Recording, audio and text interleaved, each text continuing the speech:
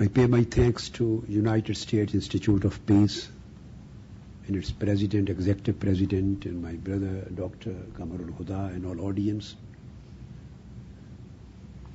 who are joining me in this session. I would like to start my talk from the first point, and that is the concept of jihad. There are certain terms, certain words which have been hijacked by the extremists and terrorists,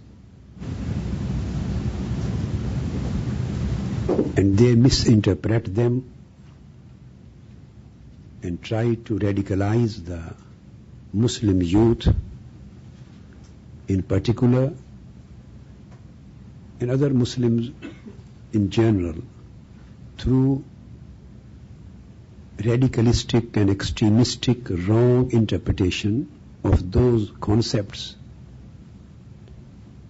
and wrong interpretation of some of the verses of Quran and traditions of the Holy Prophet, taking them out of the context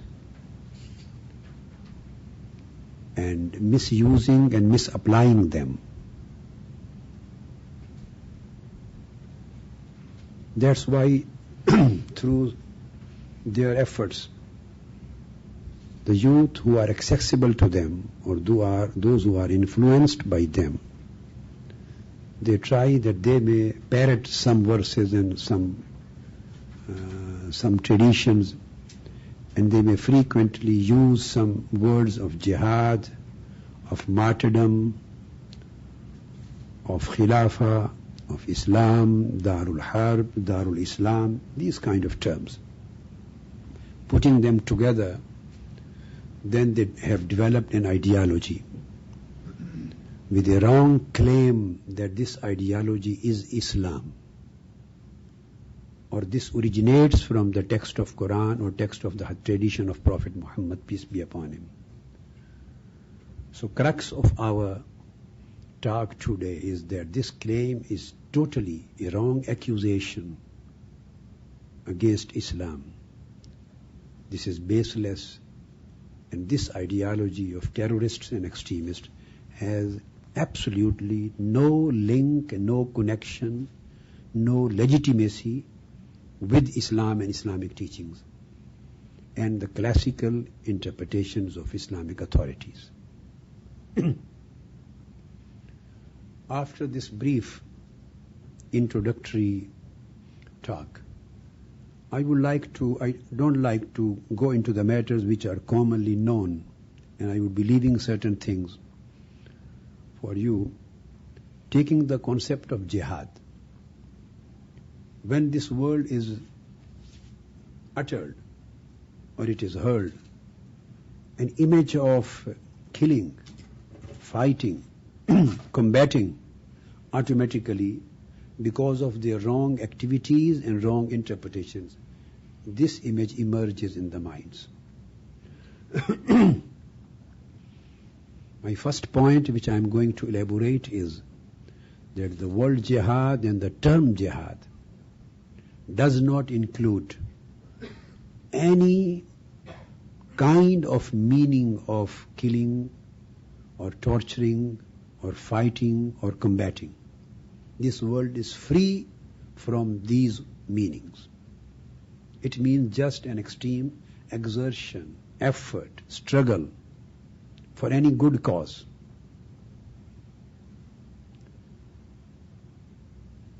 If we go into the Quranic studies, we find there are 35 verses of Holy Quran in total, which include the commandment of jihad or the word of jihad in any form of its derivatives. It can be jahada, it can be jahid, it can be jahada, it can be yujahidun, any derivative. There are a total of 35 verses which include the commands of jihad, commandments of jihad. So out of these 35 verses, 31 verses have absolutely no mentioning of fighting anywhere. I mean, neither in the text nor in the context. There are three ways of determining the meaning or implication or significance of a particular commandment through a verse. Either you understand some commandment or teaching or injunction through the text of the verse, or you try to understand that concept through the context, or you try to understand sometimes through historical context. What were the historical circumstances when this commandment was revealed? At what time, which date, what year, in which particular situation, and what was the intention? So historical background. Text, context, or historical background. 31 verses out of 35 which mention the commandment of jihad, they have no mentioning directly or indirectly, no mentioning of fighting and combating. Even I'm talking of a defensive warfare or a lawful and just war. No, absolutely there is no mentioning of fighting either. Number two, I would like to explain one thing even before this point, keeping in mind, and that is that there is not a single verse in Holy Quran, starting from the first chapter, ending up to the last chapter of Wan-Nas, Al-Fatiha to Wan-Nas. I have not been able to find a single verse in the Holy Quran where self-defense was prohibited, taking up arms was prohibited, standing up for your own resistance against oppression was prohibited. There was no permission for self-defense. Even at that particular time, the verses of jihad were there. I would just quote the reference for your further studies. Those verses which were revealed in Holy Quran in Meccan time, is one of them is Al-Furqan Surah, verse number 52. Second, Surah Ankabut, verse 6. Third again, Surah Al-Ankabut, verse 8. Surah Al-Ankabut, verse 69.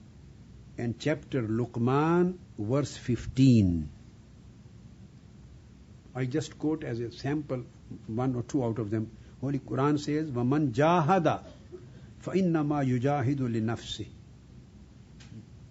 And it was stated, وَجَاهِدْهُمْ بِهِ جِهَادًا كَبِيرًا. You should perform a very big jihad. So performance of very big jihad, a great jihad, this was commanded by Almighty God in Makkah, when Muslims were not allowed to touch any arm, or they were not allowed to stand up for their self-defense, or they were not allowed to resistance against oppression. Even then the commandments of great jihad were there in Makkah. This is an evidence more than enough, and very ample evidence to establish the fact that jihad does not necessarily include even the war of defense, although it is included in the broader term of jihad, but it does not necessarily mean. Jihad was revealed much more earlier than the command of the permission of self-defense war and the lawful defensive wars were granted.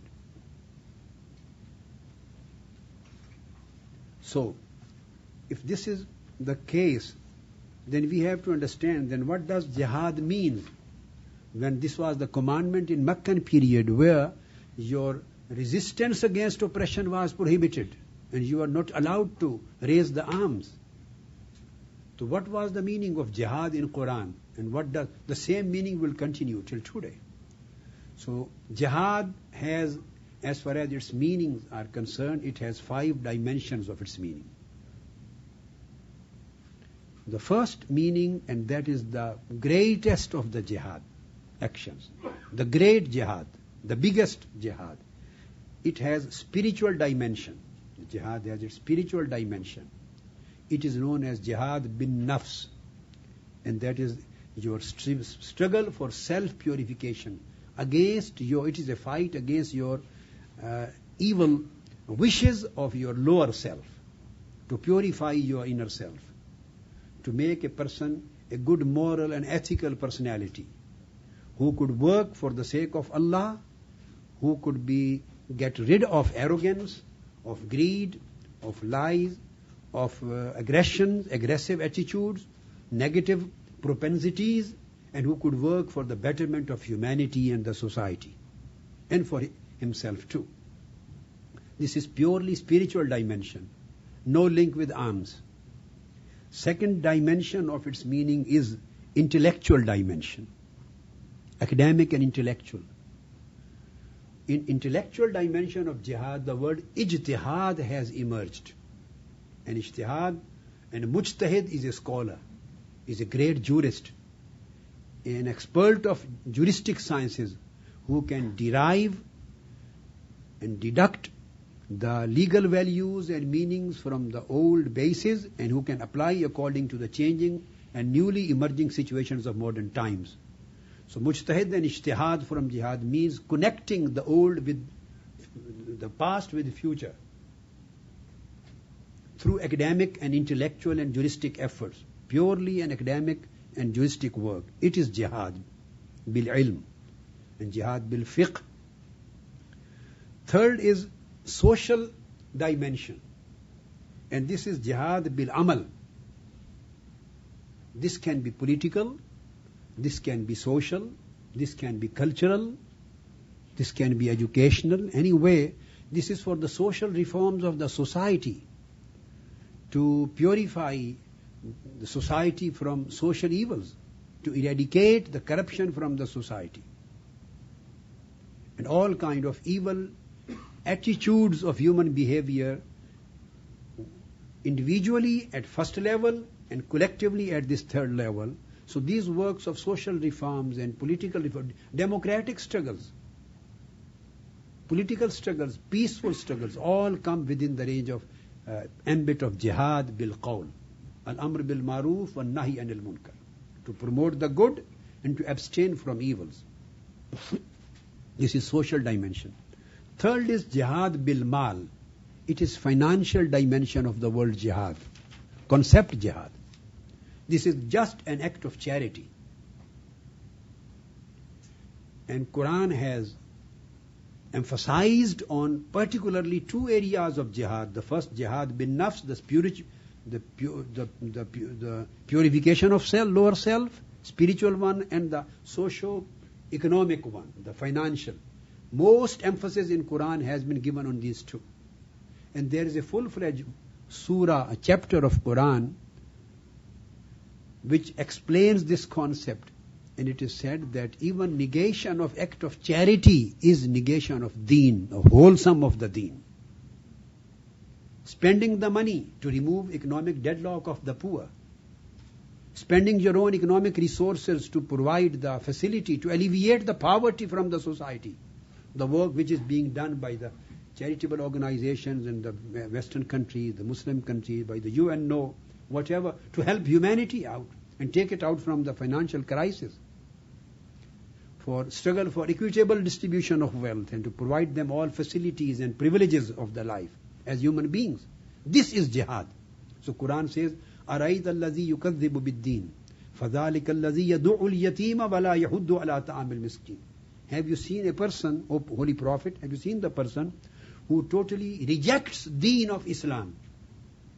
The rejecter or nullifier of the deen. Have you seen that person? Then Quran answers. The person who nullifies, the person who rejects the deen, religion of Islam, is the one who does not do anything for the betterment of orphans, who does not provide food to the orphans, who does not work to alleviate the poverty in the life of the poor, yatama and masakin, the orphans and the poor communities. Those people who do not work for their economic betterment and welfare, these are the people who are nullifier or rejecter of the faith. So this act of charity, jihad, this is jihad bil mal. This is one of the best jihads. And the fifth dimension is the defensive dimension. Fifth one. Only that is the defensive dimension, where if you are attacked, and of course no need to explain it, then there is a war of self-defense, a defensive war. As a student of law and as a humble student of international law, I can declare this fact with full confidence that as far as my studies throughout my life are concerned, I have not seen a minor difference between the definition of a lawful war or jihad or qital, just war, which is known as qital, according to Islam, and the definitions and conditions given by the UN Charter. It is exactly the same concept, same definition with same conditions. No difference. The only difference is the term, the word. The jihad or qital is the word in Arabic language, and we say just wars and lawful wars right from the time of Aristotle till today's UN Charter's time. Throughout the history, concept of just wars and lawful wars has been existing continuously in every era of human history. The same is the concept now, according to Islam. We will come to that, but this is the defensive dimension of jihad. When Holy Prophet ﷺ migrated to Medina, 2 verses were revealed in order to provide the permission of lawful self-defense war. Lawful and just defensive wars, 2 verses. First was revealed in first year of migration. So these are 2 where the commandments of fighting are available, the basic commandments. Remaining are addition to that, further explanation, further interpretation. They are further clauses, basic 2 articles which provide the permission of fighting. One is in Surah Al-Hajj, verse number 39, and chapter number 22. Chapter 22, verse 39. The words are, أُذِنَ لِلَّذِينَ يُقَاتَلُونَ بِأَنَّهُمْ ظُلِمُوا. It is stated that now the permission is granted to take up the arms and to fight those who have already imposed war on you, because you have been wronged, you have been oppressed, because an act of aggression has been committed to you. So now today the permission of armed resistance for your self-defense is given to you. This is the first verse. Look into the words.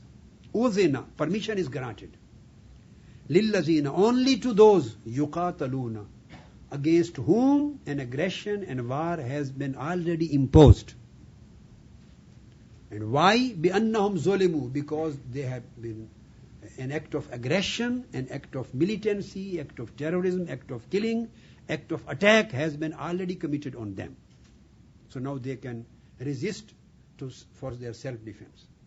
This is the foundational article of jihad. In the meaning of qital, I mean the self-defense, not the 4 meanings I have already explained. This was the first year of Hijrah, because the state had come into existence. This is a very interesting point which I would elaborate here, and maybe very few scholars would have mentioned this, but I have not seen in any book any scholar. This is a very significant point. Since when Holy Prophet was in Mecca, there was no Islamic state there. That's why nobody was allowed to stood up with for armed conflict, to resist with arms. When he migrated to Medina, Islamic State came into existence. He was head of the state through the constitution when he made the alliance with the Jewish tribes and their allies, and he was selected or appointed as the head of the state, and a constitution of Medina was given. As-Sahifa, first constitution. Since he was the head of the state and state was already in power, that's why standing up for resistance against the oppression was allowed. And defensive war was allowed because state was already there. So this difference of Meccan and Medinan period explains the fact that in any case, even if it is defensive war, no person as individual, no community collectively, no organization, not a community. On their own, they cannot even wage a defensive war. War is a privilege or prerogative or a lawful right of the state. No organization, no person has an authority or privilege to wage wars and declare its terroristic acts as jihad. So it was not done by Holy Prophet and his companions. How can it be legalized or it can be legitimate for organization existing nowadays, claiming their criminalistic and terroristic activities as jihad? This is totally against the teachings and the practice and conduct of Holy Prophet. Second verse was revealed, which is the foundational article of jihad in the meaning of qital, the word qital, lawful, just, defensive war. And that was again in Surah Al-Baqarah. This is Medinan chapter, verse number 190. Al-Baqarah chapter number is 2, verse number 190. Again we can ponder into the words. The words are waqatilu. Sometimes the people, they just take up few words from a verse. Sometimes they take up the verse out of the context and they use specific words for their own meanings. There may be some Muslim terrorists, or there may be some of the Western scholars or Orientalists who have not full grasp and comprehension on the subject. Both sides. So Quran says, وَقَاتِلُوا فِي سَبِيلِ اللَّهِ الَّذِينَ يُقَاتِلُونَكُمْ وَلَا تَعْتَدُوا إِنَّ اللَّهَ لَا يُحِبُّ الْمُعْتَدِينَ. This is the second foundation, 2 verses. Quran says this was revealed in 7th year of migration. It means now already 20 years had passed after the promulgation of Islam and after the announcement of his pronouncement of his prophethood and after the starting of the commencement of revelation of Quran. 13 years of Meccan, 7 years of Medinan period. 20 years had passed when the command of defensive war was revealed.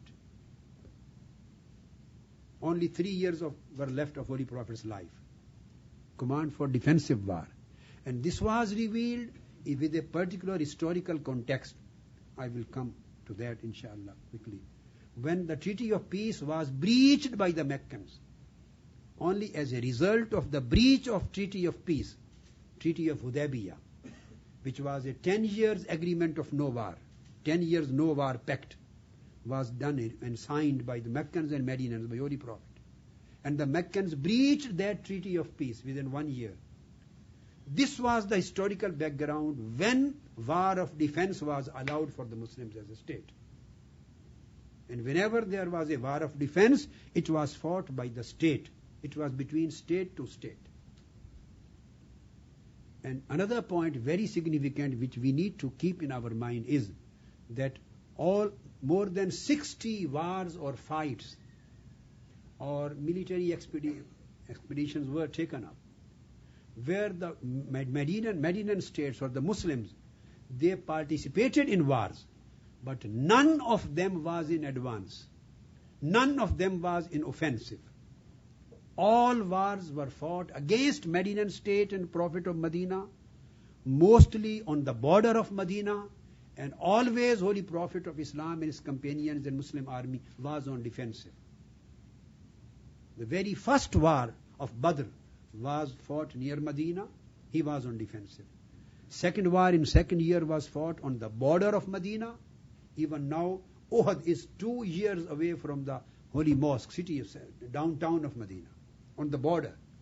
Third war of trench was fought on the border of Medina when the Meccan army was about to enter into Medina, and Holy Prophet and companions dug a trench to stop their entry. So all of the wars, Ahzab, were fought on the borders of Medina, even as a self-defense or as a preemptive war in defense, where it was clear the certain tribe was about to attack on Medina. So he fought again for defense as a preemption when it was very clear that they are being under attack. So these are all the provisions which are authorized by UN Charter. Authorized by UN Charter. So this verse was revealed in 7th year of Hijrah, where it stated, you may fight in the way of Allah, the word in the way of Allah is misused, misinterpreted or exploited. When it is said, fi sabilillah, in the way of Allah, it means just cause.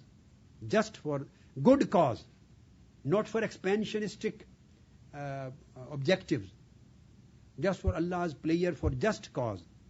And you may fight those allazina yuqatilunakum, those who are already fighting against you, those who have already imposed a war on you. So fight in defense. Wala ta'tadu. Even in war of defense, you are not allowed to transgress the limits. Transgression is prohibited.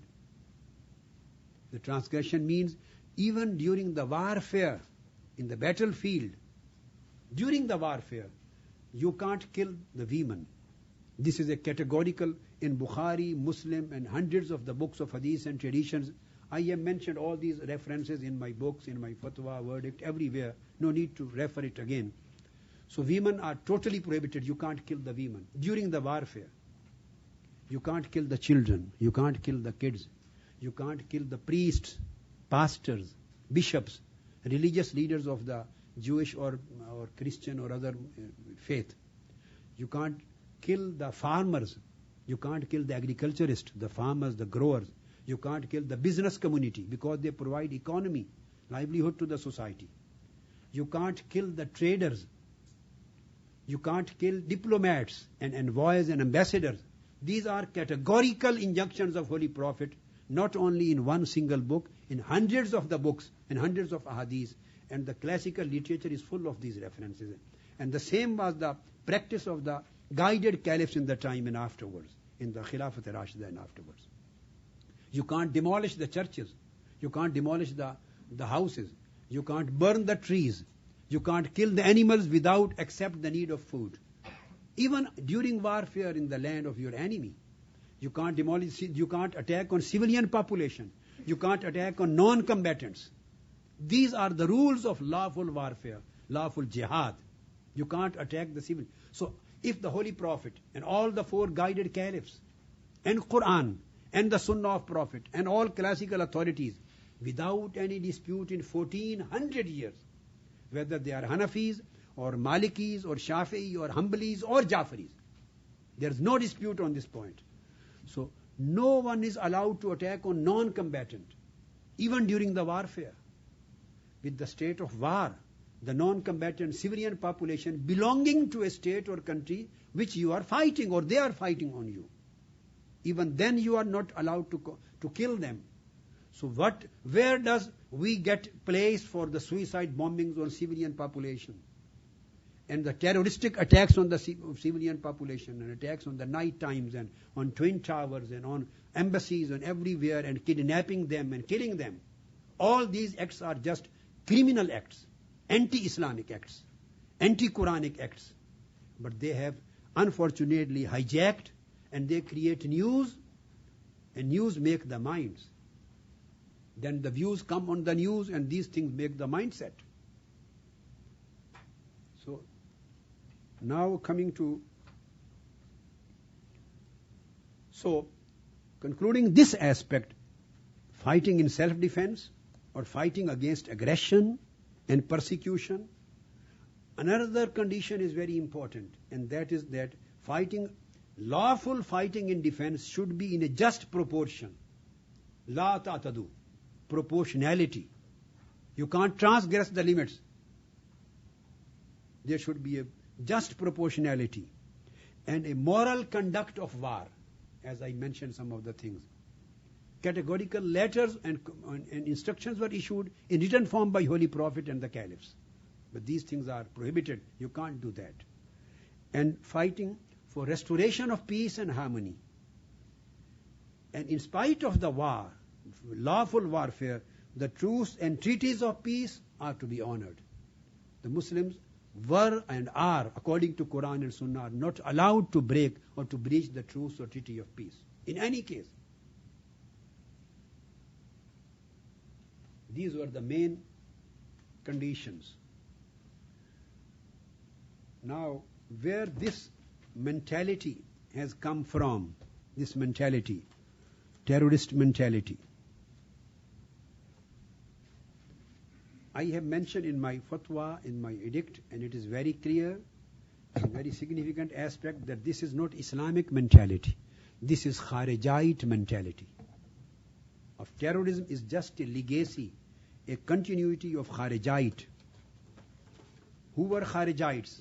Briefly speaking, that was the first terrorist group emerged in the history of Islam in the period of fourth guided caliph Sayyidina Ali. The fourth guided caliph during his caliphate, Sayyidina Ali. The first terrorist group, they took up the arms and raised a slogan, La hukma illa lillah. We want the rule of God on the earth. Same is the slogan being raised now. We want to establish a caliphate worldwide. We want to establish the rule of God. We want to establish the command of Quran. The whole democratic world, Western world, Muslim countries, they are following the West. All these are kafirs. So, La hukma illa lillah was the slogan given by Kharijites. And there I have compiled a book of hadith on Kharijites. And there are more than 100 traditions of Holy Prophet. And all of them are very authentic, highly authentic. From Bukhari, Muslim, Abu Dawood, Tirmizi, Nasai, Ibn Majah, all 6 books. And majority of all those hadiths come from Bukhari, Muslim, muttafaq alayh, unanimously agreed upon. No weak rank. Holy Prophet declared these Kharijites that they would be out of the ambit of Islam. He declared clearly they would go out of the ambit of Islam. They would have no link with my ummah and my religion, and I would have no link with them. And Holy Prophet mentioned specific signs of Kharijite terrorists. I would like to mention a few so that the case comes clear in our mind. I will just mention the signs. With all references are in Bukhari and Muslim, and Abu Dawood and Sunan, Tirmizi and Nasai, Sihah Sitta, the 6 highest ranking books of hadith, and particularly Bukhari, Muslim, muttafaq alayh, agreed upon. The first sign given by Holy Prophet about the Kharijite terrorists, and companions fought them. They terminated them. The first war of terror was fought by Islam against terrorists. First war of terror. And it continued in first 2 centuries. In first 2 centuries. But it started in the days of Sayyidina Ali, the 4th guided caliph. So war of terror against the terrorists is a continuity of Islamic teachings, Islamic injunctions. This is what Holy Prophet has commanded. Signs were given. Number 1, Holy Prophet said, they will be young in age. The terrorists, Kharijite terrorists. You can see, whenever you catch them, they are youth. Ahdathul Asnan. It is in Bukhari, Muslim. No need to quote references again. I have explained. 98% all of these signs are from Bukhari and Muslim. Muttafaq alayh. They would be young in age. Ahdathul Asnan are the words of Holy Prophet. Number 2. They will be brainwashed. Sufaha'ul Ahlam. The second term has been used by Holy Prophet. You see how prophecies of Holy Prophet are applied correctly and truly in today's Kharijites. Number 3, Holy Prophet said they will have thick, unkept beards. Bulky, thick, unkept beards. Kathul lehya. They will wear their lower garments high upon their legs. Mushammirul izar. So these terms indicate their extreme religiosity. They will seem extremely religious in their appearance, in the recitation of Quran, in their praying, in their slogans. And Holy Prophet said they will emerge from the east. I'm just giving the text. No need of any interpretation. They will emerge from the east. يَخْرُجُ نَاسٌ مِّن قِبَلِ الْمَشْرِقِ. They will emerge from the east. This is again in Bukhari and Muslim. And then Holy Prophet ﷺ said that the faith will go out of the ambit of faith and Islam. And they will very extreme in practice of religions and slogans of religions. يَتَعَمَّكُونَ وَيَتَشَدَّدُونَ فِي الدِّينِ. Tashaddud, extremism in deen. They will be extremists. The word tashaddud, extremism, has been used in the hadith of Holy Prophet. And Holy Prophet said, they will quote Quran and they will think as if these verses are revealed in their favor. But in reality, these verses would be against them. Evidences against them. Then Holy Prophet said, يَقُولُونَ مِنْ أَحْسَنِ النَّاسِ قَوْلًا يَقُولُونَ مِنْ قَوْلِ خَيْرِ الْبَرِيَّةِ. Their slogans will seem very impressive and very popular or attractive to a common Muslim. Same is happening today. They speak in a way a common Muslim is influenced. Muslim governments are doing nothing. We are being wronged. Governments are not taking care of the Muslim community. So act of aggression is being committed against us in these parts of the world. So we are under obligation. The burden comes on our shoulder to stand up and defend Islam and defend the Muslim community. Very beautiful words, beautiful appealing sentences and slogans. This is what Holy Prophet said. Their slogans, their talk, their speech would appeal common people. They will refer from Quran and Hadith, but the wrong references. And Holy Prophet said, they will speak good things, but they would be the worst of the whole creation. Sharrul khalqi wal khaliqa. Holy Prophet, hum sharrul khalqi wal khaliqa. And Holy Prophet said, then they will kill the people. They will block the ways and roads. They will kill the people. They will murder the people. Their practice would be the bloodshedding. So all these ahadith, and Holy Prophet said, fighting against them, war against their terror. Anybody who participated fight against them would be rewarded on the day of judgment. So war against terror is the sunnah of Prophet Muhammad, peace be upon him, and the sunnah of the companions and injunction of Islam. So one may say that these Kharijites was a particular group which appeared in the days of the Caliphate, 4th Caliph, and they can say that they continued into first 2 centuries. What is link of the today's terrorist with the Kharijite philosophy or Kharijite existence? So that would be wrong. Holy Prophet said, they will keep on appearing and emerging throughout the history, from time to time, from century to century. And Holy Prophet mentioned, he said, more than 20 times they will keep on. Whenever they will appear, they would be cut off. They would be terminated. Whenever they will appear, in a particular time, they would be terminated. And he repeated the words, he said, they will appear and emerge in the history more than 20 times. And the last group of Kharijite terrorists will appear with Antichrist. They will be the followers and they will be the friends and they will become army of Antichrist, Dajjal. So they will keep on emerging in the history till Antichrist appears in the world. It means till the day of judgment, they will continue appearing.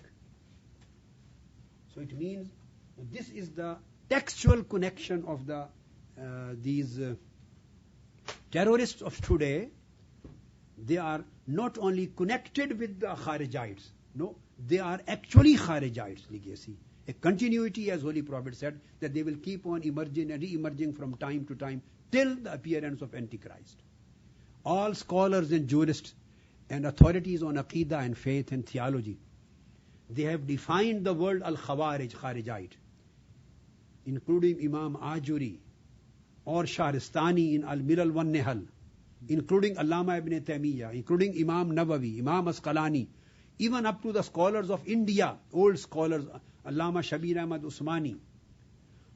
All throughout the history they have been defining who the Khawarij are. They say that the Kharijites are not to be confined with that particular historical group which appeared in the days of Caliphate, the 4th Caliph. No.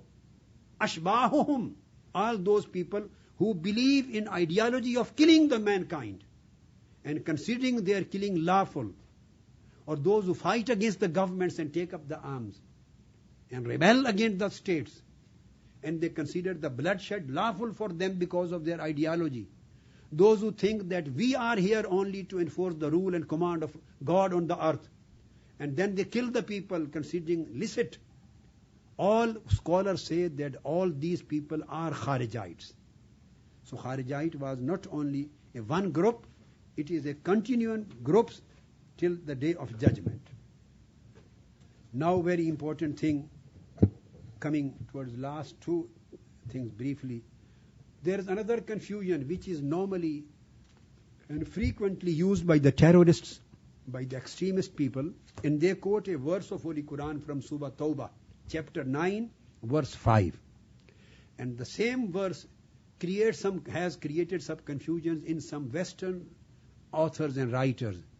And they say this is Ayatul Sayf, the verse of sword. All those references, there were 70 to 120 verses banning taking up arms in Meccan period. When the permission of self-defense war came, self-defense and defense against your aggression and all these things, so the extremist people and the terrorists and some of the Western writers who are again confused and have no clarity on the subject, so they say that this verse, Surah At-Tawbah, verse 5, Ayatul Sayf, repealed all verses which were revealed for self-defense. And this was the verse just to kill the non-Muslims. And the terrorists of today, the Kharijite terrorists, they take wrong benefit and they exploit the meanings of this verse, take it out of the context, misinterpret it. So I want to clarify this misunderstanding from both sides, from the Muslim side and from the Western side. So now I am analyzing this verse of sword, Ayatul Sayf. This verse is verse number 5 in chapter 9. So we have to be very clear that we can't segregate or isolate a particular verse, taking out of the context and then interpreting it in a specific situation. No, we have to try to understand every single verse in the full context of Quran and in the historical background in which it was revealed. So this is a verse of chapter 9. This surah is known as Surah Al-Bara, Surah Bara'ah, Surah Tawbah and Surah Bara. This is the chapter of renunciation, absolution. This was revealed in 9th year of Hijrah, 9th year of Holy Prophet's migration. That's why they say this was the last verses, and they have repealed all verses of peace and commandments of treaties and commandments of self-defense. It has become an absolute mandatory on the Muslims, Ma'azallah, astaghfirullah, wrongly saying, just to kill the non. This is biggest silly thing to say. The terrorists are using this word. Biggest silly argument of the terrorists. This whole chapter was revealed in 9th year of migration. And the first word is that the treaty of peace, which was made in Hudaybiyah in 6th of Hijrah, when Holy Prophet went there with 1,500 companions, and he was not allowed to enter Mecca. And this situation ended up on a treaty of peace, a truce for 10 years. No war truce. So there was a specific condition, article in that treaty, written article, that neither Mecca nor Medina would attack on each other, nor their allies. And none of these two states, Mecca or Medina, would be allowed to help any ally in order to attack on Medina or attack on the allies of Medina.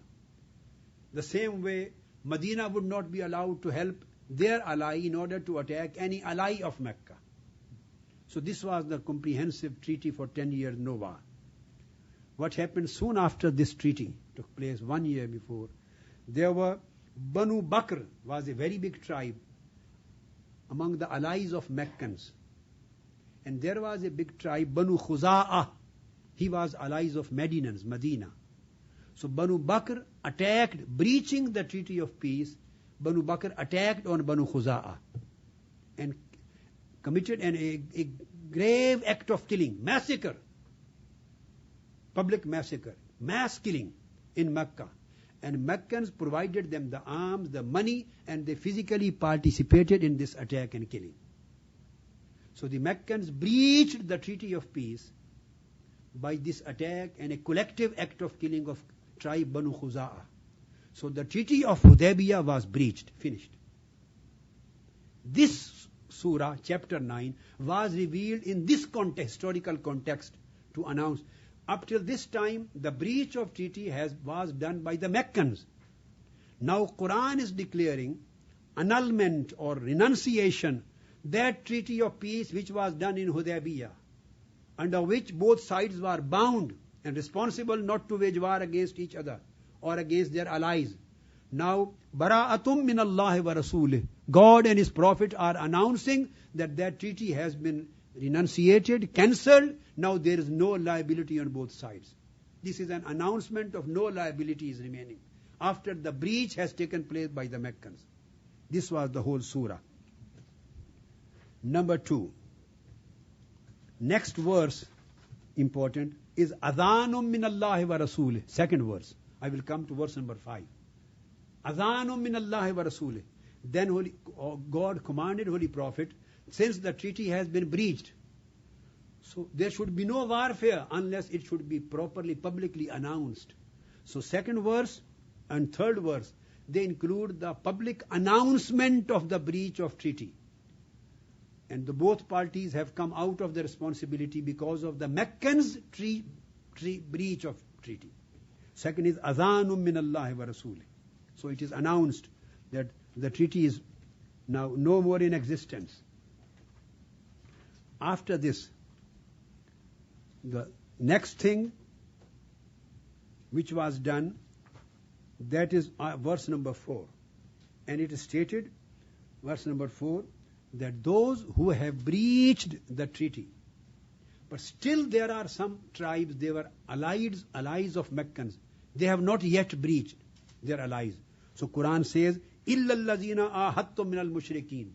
They are allies, those allies who have not participated in the breach. So the treaty of peace would remain intact and applicable as far as those tribes are concerned, because they are peace-loving tribes. So Medina will honor that treaty for them. This was the third article. Then fourth article was, only those Meccans and allies who initiated the war against Medina and Medinan allies, since they have breached the treaty. So this renunciation and annulment of treaty would affect only their position. They were no more under guarantee because they have breached. Article number 4 and 5, there an ultimatum was given even after breach of trust. We will not fight against you in spite of your breach. 4-month ultimatum was given. فَإِذَنْ صَلَحَ الْأَشْهُرُ الْحُرُمُ. And in Quran it comes minha arba'atu hurum. 4 months were given to them as ultimatum, in the same way as UNO gives ultimatum to Iraq and many other countries. Those who breach, abuse human rights and violate the treaties of peace. Ultimatum for 4 months was given. And stated, we are giving you the period of 4 months so that you may come back to peace again. You may restore the peace. You may revise your policy. If the treaty of peace is restored and policy of peace is again made, so these 4 months are given for peacemaking, there will be no war. And even after 4 months, if you don't revise the policy and still you prepare attacking on us, then this was verse number 5, the verse of sword, the king, this was revealed. Then you are allowed to fight them as a defensive war. And this was again as a defensive war. And some people among the terrorists, they think, and some misunderstanding in the West, they think as if this verse repealed all verses which were communicated before. That is wrong. This verse did not repeal any verse. This verse just repealed the treaties which were already breached by the Meccans. This was the abrogator or repealer of the treaties between Medina and Mecca. And this was not repealer of the verses. All commandments of Quran remained the same for defensive war, entering into, and this is reported by Abdullah ibn Abbas says the same thing. Ad-Dahaq bin Muzahim says the same thing. Ali bin Abi Talha says the same thing. That even they say this verse of sword elaborates that you cannot take the sword up against those people who have not breached the treaty of peace. So it was still for those who are peace-loving countries and those who are not going to attack you. You can't you can't fight them in your defense. And again, if a war is going on, the same verse tells in verse number 6, if a war is going on and a state of war is restored, even during warfare, it is said, if any person non-combatant belonging to a state which you are fighting, which is fighting you, if that non-combatant comes to you, you are under an obligation to provide peace and security to him. Verse number 6, soon after, immediately after the verse, first verse, 5, said that you are under an obligation to provide safety and security to all non-combatants.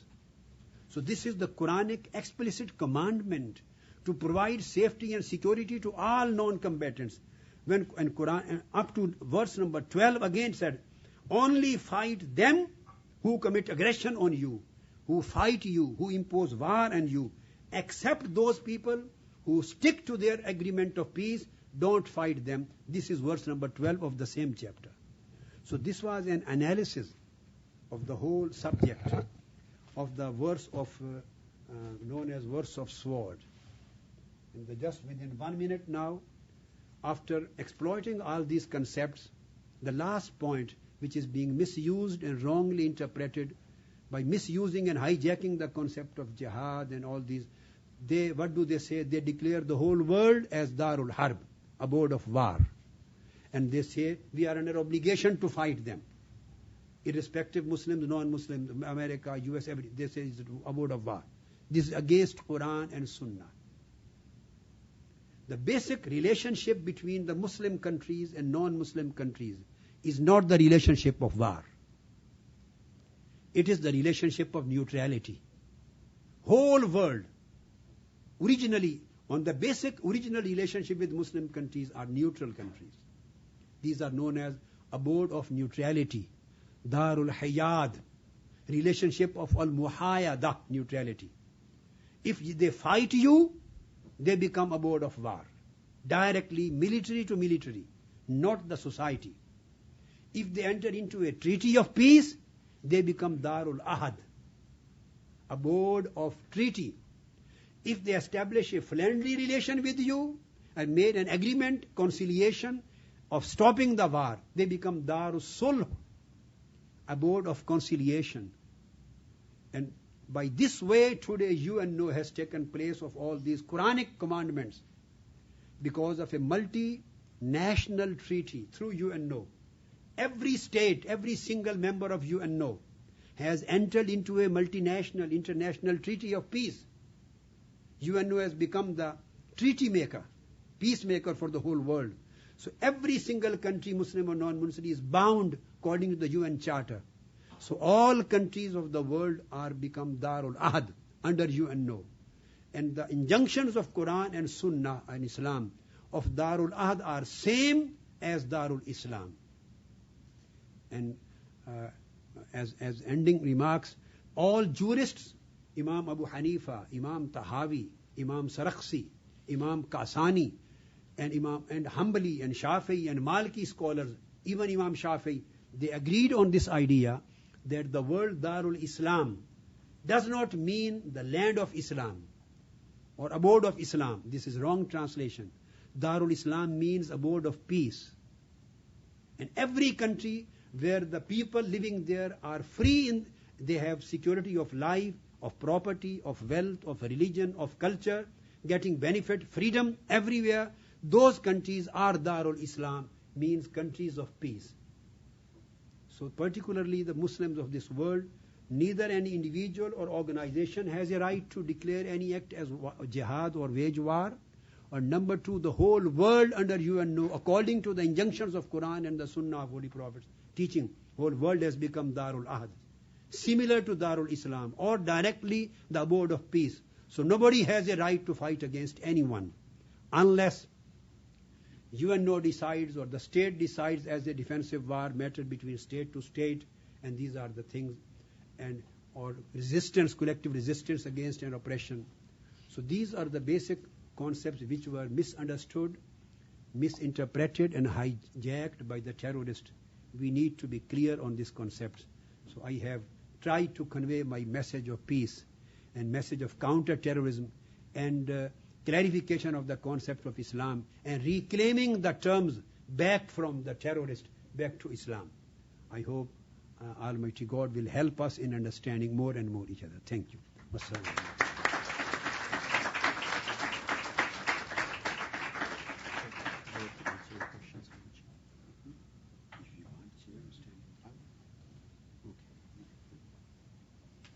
Thank you very much. If we're here now at the question and answer session, so if you can just align yourself to, we have a mic on the left side and on the right side, and when you have a question, just if you could just identify yourself, and if you have an affiliation, that would be helpful too. We'll start with my left or your right first. Yes, thank you very much, Sheikh. That was very inspirational. I'm Steve Sawmill. I coordinate an interfaith group in the D.C. area. And I'd like to ask you a two-part question. In Israel-Palestine, the Palestinians have no state, no recognized state. Yet they're occupied, and I'm wondering what your advice to Palestinians would be who feel so oppressed. What recourse do they have? Because from your definition, they do not have recourse to jihad.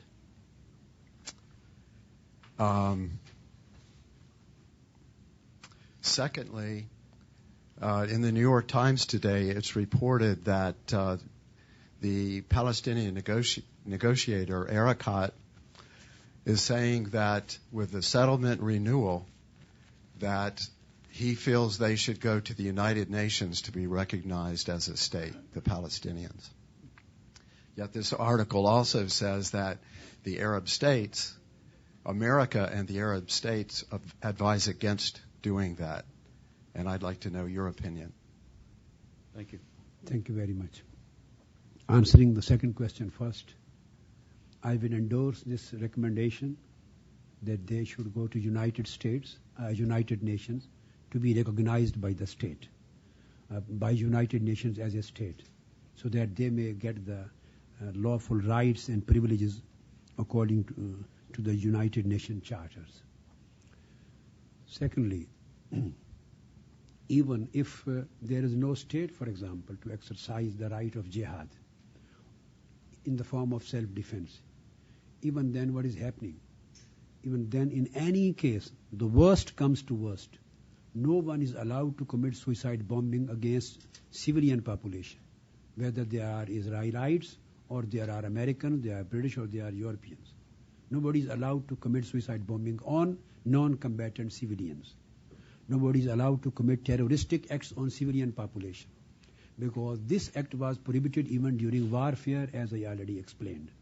So the acts which were being taken up and given the name of jihad itself, they are crimes according to Islamic teachings. They should raise their voice politically, peacefully. They should use the peaceful, political, constitutional, international means and ways through the Arab states, Islamic states, through the through the UNO, and whatever is possible they can do. But if there are, for example, two states, when Israel or any other state, neighboring state fight with each other, so militaries have always the right to fight each other or whatever they do on the battlefields. Not the organizations, they are not allowed. They can get recruited in the army. They can get recruited in the military properly, and they should fight as military men against the militaries in the battlefield. But killing the Jewish community or killing the Christian community or killing the Muslim community or the human communities, those who are non-combatants and those who are civilians, this is absolutely not allowed in any circumstance. Thank you. But the lawful defense, not killing of non-combatants, but lawful defense. You're saying Palestinians could join an army? What are you saying about specifically No, if they want to do, they would have become a proper part of the army, joined and proper part of an army, so that they may, as a military, proper military as recruitment, so that they may do whatever they want to do in a proper, according to a state. If state announces a war, then they would be a part of the army of a particular state, if certain state allows. And if they want to do something on their own, so this is not allowed, then they have to act upon the conduct of Prophet, peace be upon him, which he adopted in the first 14 years of Mecca. Same situation was there. There were many Muslims in Mecca who did not migrate along with him to Medina. They were inhabitants in Mecca. And as I mentioned, they were being killed. There were acts of persecution and cruelty and killings were being committed against them. Everything was being done. Quran mentioned in Surah An-Nisa فَمَا لَكُمْ لَا تُقَاتِلُونَ فِي سَبِيلِ اللَّهِ وَالْمُسْتَضْعَفِينَ مِنَ الرِّجَالِ وَالنِّسَاءِ وَالْوِلْدَانِ الَّذِينَ يَقُولُونَ رَبَّنَا أَخْرِجْنَا مِنْ هَذِهِ الْقَرْيَةِ ظَالِمِ أَهْلُهَا. The whole situation has been prescribed in Surah An-Nisa. But even these 13 days, everything was being done. But none of the companions took arm against the civilian population of Mecca. Neither Holy Prophet allowed any group to go and take revenge because they are killing our Muslim brothers in Mecca. So this step was taken as a self-defense or against the aggression by the state. Now the situation is changed since an international treaty has been done through UNO. The best way is to come politically, to use their constitutional right to talk of human rights, come to UNO and develop their political pressure as a community through the states, through the world voice. They should bring their voice up so that United Nations, through the proper constitutional international law means, they should take certain steps. In any case, whatever happens, worst comes to us, no organization or group is allowed to take up arms and kill the non-combatants or civilians. Thank you. Thank you. Thank you. Thank you, Qamar. Sheikhul Islam, I've had the privilege of listening to you for the third time this time, so I'm going to, I have two questions which are interlinked. But before I mention the questions, let me compliment you on this, a combination of this articulation which is very spirited, combined with the logic which is irrefutable. I think that combination is rare, and please accept my heartfelt compliments for that. Thank you very much.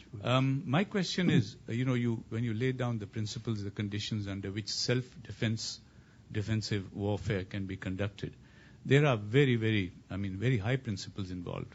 Apart from the very obvious of not killing women, children, old men, and so forth, and priests and protecting churches and so forth, they're also protecting the environment, as I hear you, trees, animals, and so forth. One, as a matter of curiosity, to what extent did the Geneva Convention and the new charters actually derive from some of the Islamic principles as laid out in the Quran 1400 years ago? Number one. My second question, which is linked to this, is about the Kharijites. It's extremely intriguing because the projection, or the proclamation that this will occur again and again until the Antichrist comes along, and the definitions given and the kind of people they're going to be seems to be pretty much identical to what's going on today. Now, I am a retired director of operations of the World Bank, so my own bent is towards the development side rather than the destructive side of reconciliation, if you like. Something which all parties talk about, but I think very insufficient action is taken in that regard. Is there any injunction, given the fact that a lot of the recruitment, the Taliban and the other people, is on the basis of people coming from marginal areas, poverty, lack of voice, and so forth, deprived of something or the other, under which they turn towards these extreme practices of the Kharijites? Is there something in the Quran which says how we can change the hearts and minds before these people actually make the change to these directions? Thank you. Thank you very much. Again, answering your second question first, because I forgot what first question was. Then when I finish the answer, then I'll ask again briefly. So, just you can give me a hint. So there is definitely a positive injunction in Holy Quran and in Prophet's Sunnah to change their hearts and minds so that they may get rid of these criminalistic or terroristic activities, and they may think toward the developmental aspect to win their hearts. The Quranic verse which refers to mu'allafatul qulub, the verse of sadaqat, the verse of charity, a specific portion was fixed for winning the hearts of the people so that their mindset is changed. Mu'allafatul qulub, it continued. So the money was spent on them to take them away from poverty, and the Baitul Mal, it was ordained by the Holy Prophet and the Caliphate that Baitul Mal was open for Jews and non-Muslim and Christians so that they also get the economic support. Not only the Muslims. Muslims, of course, definitely, but even non-Muslim, so that they are supported socially and economically. They are upgraded. Their economic deadlock is resolved. they feel happy in a society, respectable place, they can gain respectable place.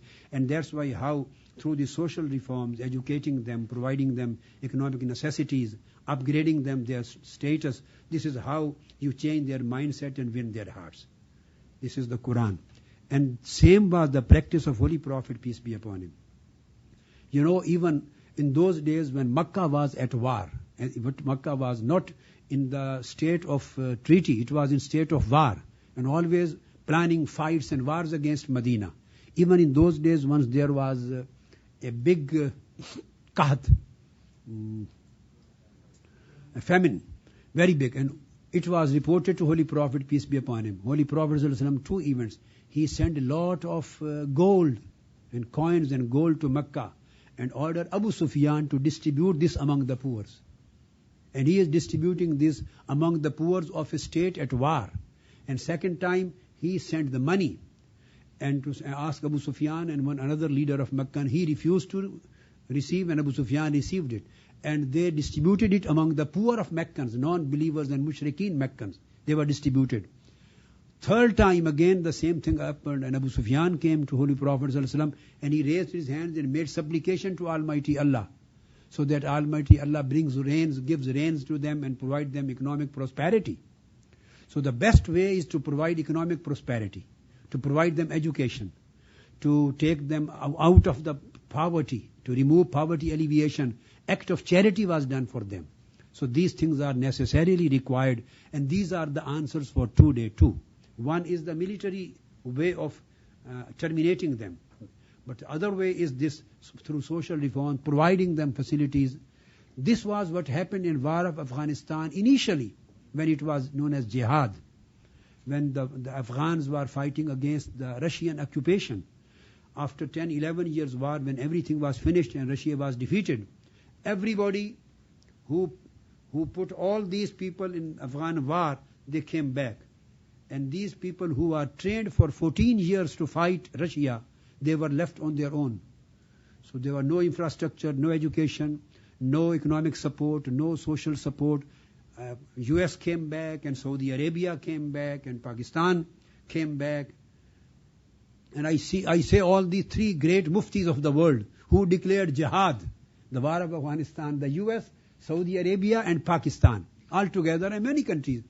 Of course, the Afghans were fighting the war of independence. But when it was fought, everybody, the mistake committed by US and all other partners of the Western countries and Muslim countries together was everybody left Afghanistan. And those people were left, nothing to do. They were neither engineers, nor doctors, no infrastructure, no money, no jobs, nothing. Finally, what were they supposed to become? Finally, they were just supposed to become terrorists. They took up arms and started fighting in Kashmir. When those border was blocked for them, then they started fighting in Pakistan. They became sectarian terrorists. And when sectarian terrorism was little bit curtailed, then they started fighting in those particular areas where up till today the war of terror is going on. So we have seen the results of not attending them, providing them social things. And so this is the way given by Quran and the Sunnah of Holy Prophet. What was your first answer? It's about the UN Charter, the Geneva Convention. Yes. I would say whatever UN Charter has given on the subject of war and peacemaking, and Geneva Convention, whatever it has been given on the US on the peacemaking, even the Security Council resolutions, when they were passed in 1990, then 1992, in case of Kosovo, when there was permission was given for collective interference against the abuse of human rights. All these developments up till today on the subject of war and peacemaking, to me, as a humble student of Islam and classical sciences and Islamic law, they are absolutely in consonance with Quranic teachings and Islamic teachings. I don't find any conflict in UN Charter and Geneva Convention. I won't say like this that they have derived this from Quran and Sunnah. No, this would be not fair to say.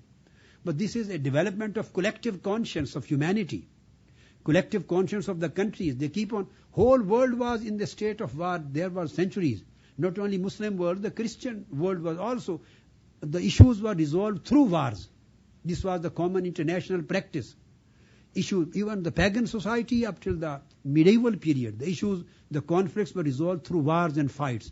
But the time realized before the First World War, at the First World War and the League of Nations, that a time has come that we should try to resolve the disputes through peacemaking efforts and through dialogue and through communication. And United Nations finally came into existence. So this is a collective development of communities. But this is a chance that whatever is the result of collective development of communities is the same what was injunction given, what was educated and what was constructed, what was instructed and what was revealed by Quran and Holy Prophets 1400 years before. There's no conflict between the two. Thank you. Yes, you have a question. Thank you. My name is Irfan Malik. I'm with Pakistan American Public Affairs Committee. And I want to thank Sheikh for coming, visiting us in Washington, D.C. Thank you. And I pray and hope you can visit us more often. Thank you. I first came to know of your work when Christiana Amanpour interviewed you, and ever since, I've been following your work, and I hope and pray that they are more like you.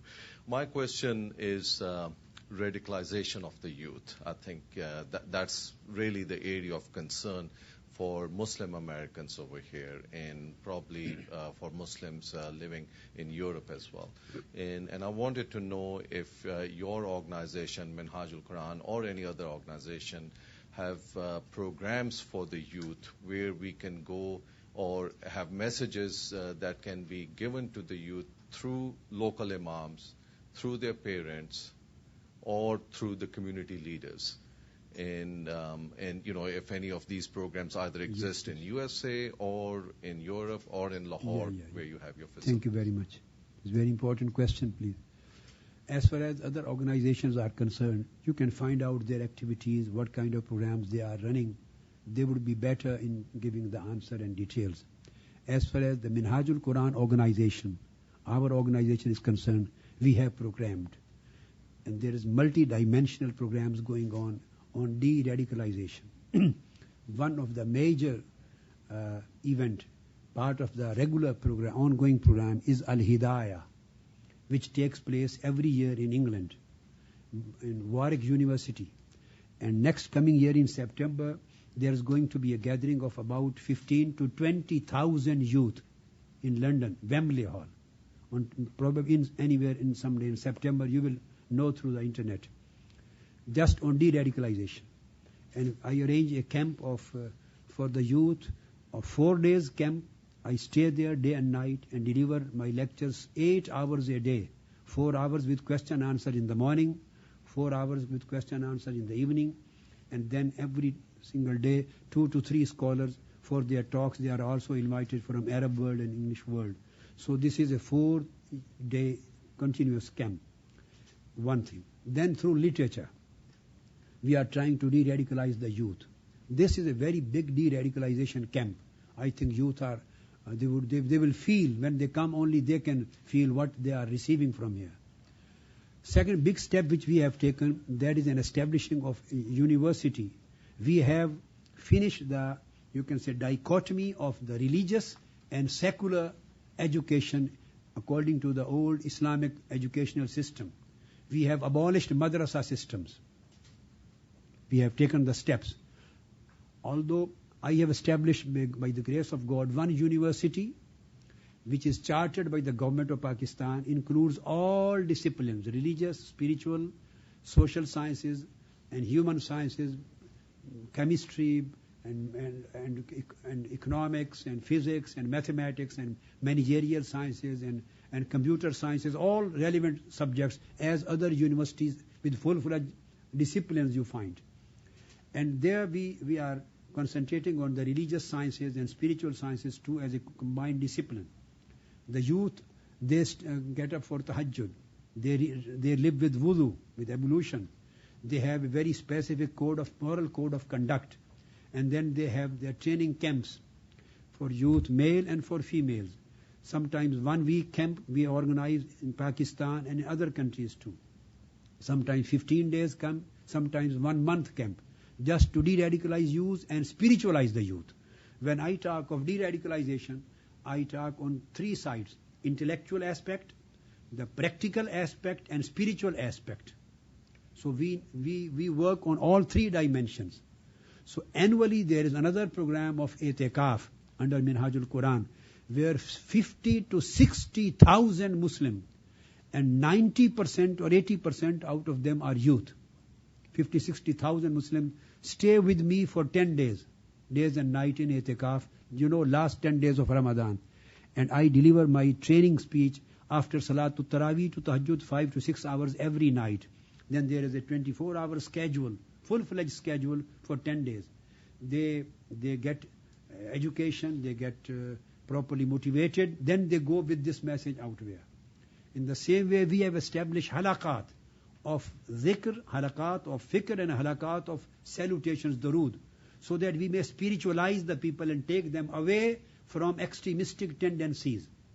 Then we have programs of literature, dozens and many books on this kind of subject. As I mentioned, I've written Khilafah and Democracy, small chapters and a big book, in the way ijtihad, perception and reality, this fatwa, human rights, non-Muslim rights.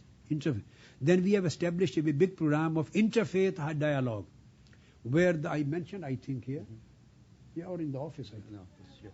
Where the Christians, delegates come every year to Minhajul Quran and break their fast.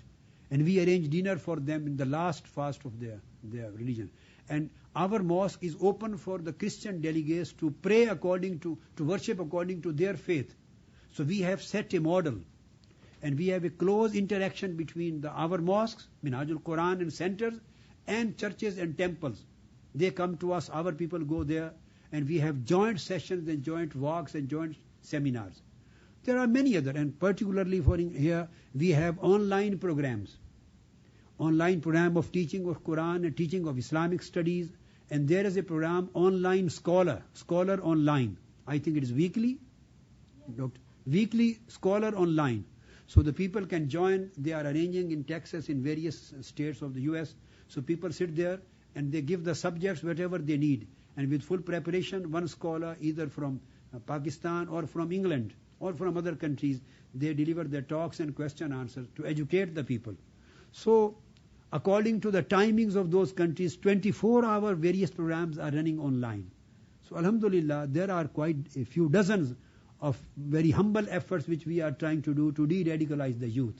I hope, inshallah, our humble efforts and efforts of all other organizations and people will bring good results. Thank you very much. Do you have any plan to introduce these programs in USA, especially the youth camps? And it can be done. The youth camps can be done if some people organize. So the youth camp can be done in USA. It can be done 3 days youth camp if some people come out and they take responsibility of organizing. So the same kind of camp for 1,000, 1,500, 2,000, 3,000 youth can be arranged in US too. It will be good. De-radicalization camp in US better. Thank you very much. Yes. Assalamu alaikum, Sheikh. Wa alaikum. First, let me thank you for this exceedingly thoughtful and informative discussion here today. I think it's been helpful for everyone here in the room. My name is David Hunsaker, and I'm from United States Agency for International Development, and I work in the Office of Conflict Management and Mitigation there. And my question is focused on the substance of what you presented here today, and what you present in the 600-page fatwa demonstrates the unanimity with which mainstream Islamic scholars and the mainstream Islamic community has viewed the use of violence, its limits, and when it's permissible, when it's not permissible. And given this unanimity over 1,400 years in terms of how these things have been understood, what is it today that has allowed for these concepts to be hijacked? And what needs to be done beyond simply issuing a fatwa that basically draws from all of these traditions? I mean, looking through your fatwa, I see that you're not just drawing on one tradition, you're drawing on the interpretations of the Hadith scholars, you're not just Hanafi scholars, Shafi'i scholars, others. And what needs to be done to take this a step further to empower scholars to get this message that has been agreed upon for so long out to a broader audience and be more broadly implemented in order to take back the dialogue? Thank you very much. Thank you. The actual text of fatwa has yet to come for you to study. Whatever you have seen, that is the brief summary. I looked briefly at the Urdu The version, Urdu one, the but Arabic I text. understand the Arabic enough that Yes, I can Arabic pick out text. the pieces. But this is under print. It is under print, and I hope next month the whole full English text of fatwa would be in your hands, and the Arabic text will also be, inshallah, in your hand the next 2 months. I agree with your analysis. The only problem is what we are supposed to do, that the activists, the terrorists, extremists, the radicals, they are always active. That's why they are activists. And the mainstream Islam, the Muslim scholars, they are always silent because they are peaceful. And the peace is never active. It remains inactive, silent, dormant. So the majority of Muslim Ummah, they have isolated themselves from ongoing problems of the society.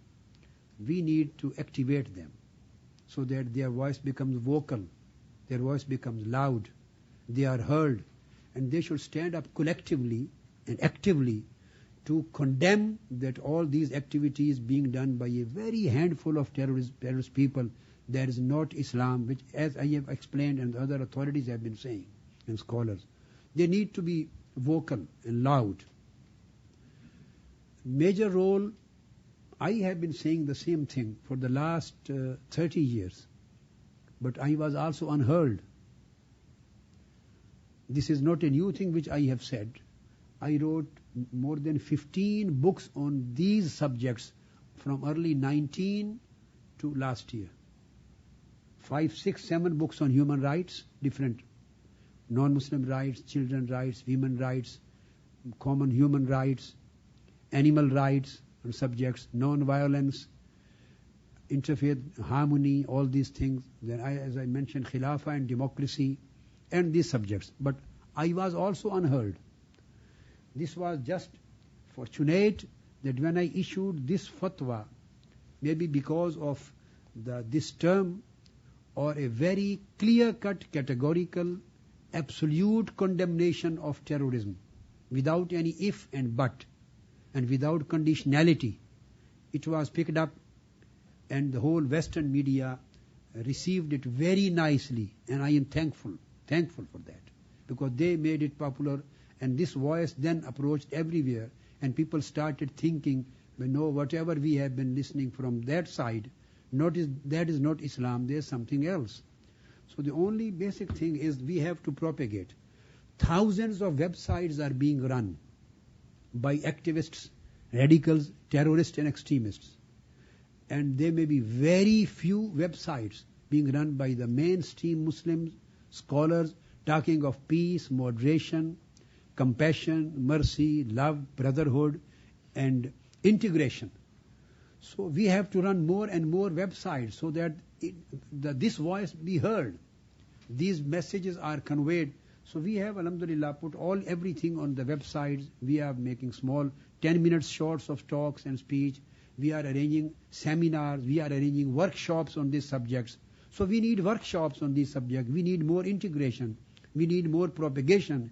We need to be more active and to make this voice be heard all over the world, so that the Western and Eastern people may understand that certain person or certain organization, they are not neither authorities nor representatives of Islam. This is Islam. And they hijack these terms because they create news and views. Nuisance. Nuisance always create news. And peaceful people, since they remain silent, they never create news. So you have to speak loudly, speak up loudly, so that your voice is heard everywhere and you are properly represented. The only way is being active. Thank you. Thank you. I think we have a lot from you, and we are just a little before 4 o'clock. There's one question I have before we break, which is within your fatwa, there's a question of whether you're calling the Khawarij, the contemporary terrorists, kufr, unbelievers. Yes. This is. Are you calling them non-Muslims, disbelievers, or transgressors? Could you elaborate that? Because this is a bone of contention from those who read this fatwa in the original Urdu, and then the abridged version in English has tried to do some justice. But are you calling the contemporary terrorists and all those organizations that we identify, Al-Qaeda, Lashkar, Taliban, so forth, and all these other, are you saying they are disbelievers or non-Muslims? What is their status regarding your fatwa? This is very important question, very interesting. I saved it for last. I'm thankful to you that you put this question to me. The thing is that we have to understand this topic jurisprudentially and exegetically, according to the exegetical principles of Quran and jurisprudential principles of Islamic law. What I have said in this fatwa and what I am saying, what I consider is that killing of human beings, it possesses two kinds of status. This act possesses two kinds of status or two kinds of position. There are two positions. One is just an act of killing. There are many murderers who kill any innocent people out of anger. The tribes, the people, the families, they kill by mistake, they kill by unintentionally, they kill intentionally. So just an act of killing. First of all, Quran says, Man qatala nafsan bighayri nafsin wa fasadin fil ard, faka'annama qatala an-nasa jami'a. If anybody kills any person, no qualification of being Muslim, no condition. Any person, may be Muslim or non-Muslim. The word nafsan means any person, Muslim or non-Muslim. If anybody kills him or her, then he will be considered as if he has killed the whole of humanity. This is the first basic article from which I am deriving. Now, the act of killing has two positions, legally speaking.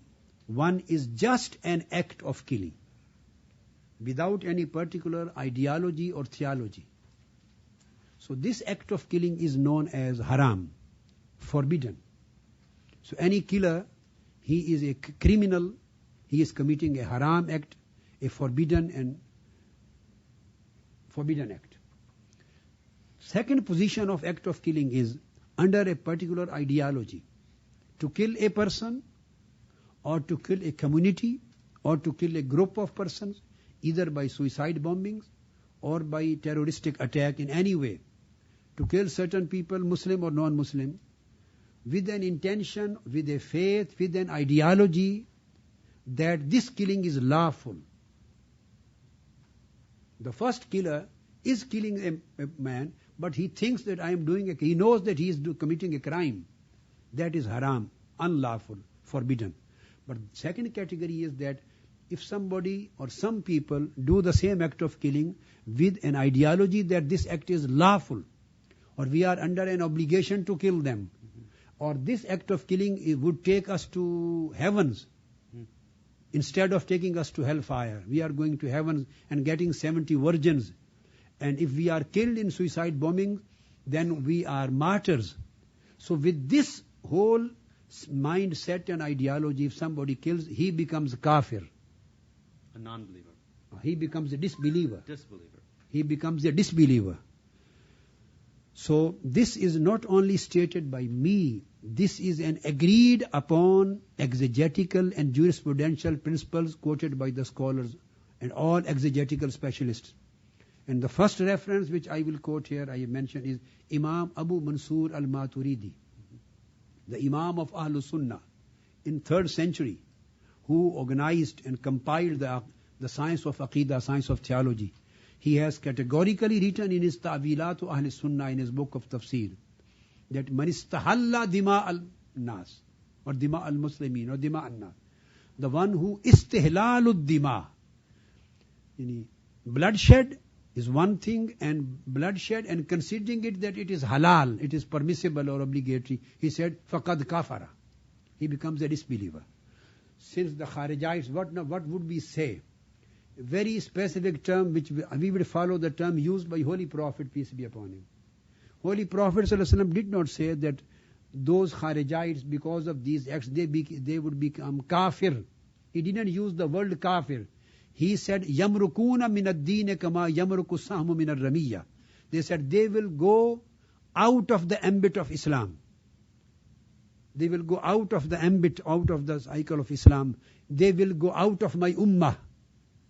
So they would have no link with Islam and no link with my ummah. And they would be liable to death punishment. And the people who will terminate them and fight them, those terrorists, he will get the reward as if he fought the nation of Ad and Samud. So here, we will use the term we used by Holy Prophet, that they are out of the ambit of Islam. They are not Muslims. We would say they are not Muslims. They are out of the ambit of Islam. We will use the terms used by Holy Prophet sallallahu alaihi wasallam. And the fourth aspect, there were two views among the jurists and muhaddiseen and scholars. Two views. I have given the full summary here. Some scholars, all of the scholars and jurists agree upon the termination or the capital punishment or termination of the Kharijite terrorists. None of them has given any degree less than capital punishment for a terrorist, Kharijite terrorist. This is a unanimous in all schools of law and muhaddiseen and mufassirin, the specialist authorities of hadith and authorities of tafsir, exegesis. But there were two views. What would we say them? Whether they would be kafirs or they would be known as bughat, the rebels. Although they are liable to be terminated. But what would be their title? Majority of Islamic scholars, including Imam Bukhari and Imam Ajuri and Qazi Iyaz and Imam Nawawi and Imam Asqalani and Imam Ghazali, all these scholars up till present time, majority, overwhelming majority, they have been declaring their act kufr. And there were very few scholars among the muhaddiseen and very few scholars who have declared them bughat, rebels. Instead of saying them disbelievers, they said they are liable to be death punishment and to be terminated, but their title, technical title would be like bughat, they are rebels. Like rebels are liable to be terminated, liable to be fought with. That's why they would be technically known as rebels, al-bughat. And majority have been saying that they go out of the ambit of Islam and they have declared their act as kufr. But as community, they are not said that they are kuffar. Their act is kufr, and the act is act of disbelief, and they become disbelievers according to the commandments of Holy Prophet. But as community, we say they are not Muslims. These are the limitations combining both views. But majority go to their kufr. Very few scholars say them the bughat and rebels. Thank you. Oh, there's a follow-up? Okay.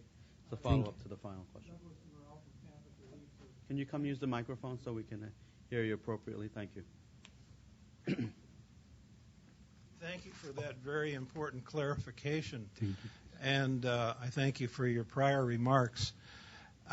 In the Western media, the characterization of the group of terrorists that you describe is usually Islamic extremists. It still makes it sound as though they are in the ambit of the Prophet's community. Yes.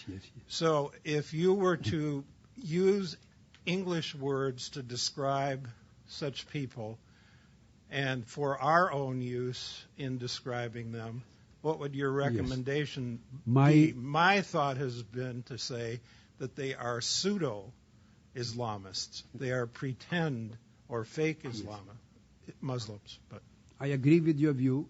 I won't say them Islamists. This is a wrong term. And this term legitimizes their activity. Right. Saying them Islamists or Islamic terrorists, this legitimizes them. And this provides them an Islamic foundation, an Islamic legitimacy. The word Islam, in any form, Islamic or Islamist, should be removed from them. The terrorists have no religion. They should be just known as terrorists, criminals, killers, enemies of humankind. So the word terrorist is more than enough. When you bracket it with Islamist or Islamic, they gain many sympathies from lot of youth who are accessible to be radicalized. So they gain lot of sympathizers. Then they become jihadis. So this is the Western media, by giving the term Islamist, connecting this term to them. In fact, this helps them, provides them strength. So I think this word Islam should be totally removed from them. As if there is any terrorist in India, we never say Hindu terrorist. If there is anyone in Christian world, we never say Christian terrorist. We never say Jewish terrorist. Because Islam, Christianity, Judaism, Hinduism, all religions, Bible, Holy Quran, and no religion, no holy book teaches extremism or terrorism. Every religion has come here for peace. So we have to remove every kind of religious title with them. No connection of Islamist and Islamic, just terrorists, so that they may be known as criminals, unanimously known as criminals for the whole of mankind. And terrorist is sufficient. This is my recommendation. Thank you very much.